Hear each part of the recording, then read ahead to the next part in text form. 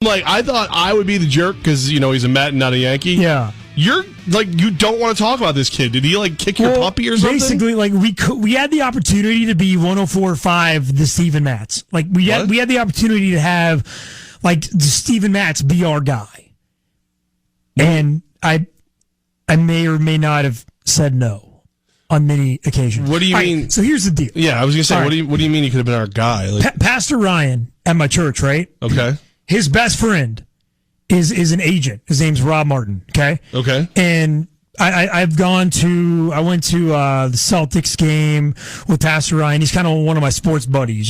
Sit back, talk sports, go to sports venues, whatever. Yeah, I've met him. Nice guy, really nice guy. Absolutely. So he brought up, dude, my buddy, Rob is an agent. He's Steven Matz, and he's given the Mets and himself a 2-1 lead.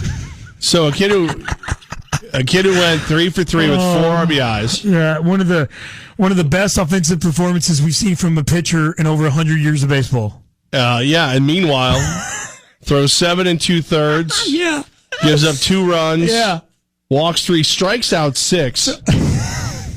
24-year-old who has been through Tommy John, so we could talk to him about recovering and coming back from Tommy John. Oh yeah. Pitched at multiple levels in New York. A true New Yorker, grew up in Long Island. Great New York sports story. One of the best. And recently, you blew him off. Yeah, about that. Okay, seriously though, I've been reading reports that he was coming up strong and he was going to be something big.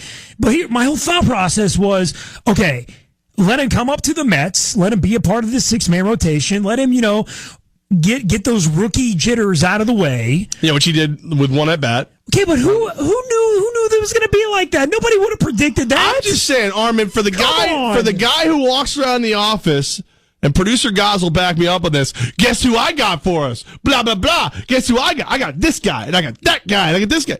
I think you're going to take some lumps when you've been begged by a man of God to put this man on the air. And then he comes out and has a historically great debut. Yeah, it was rough yesterday for me.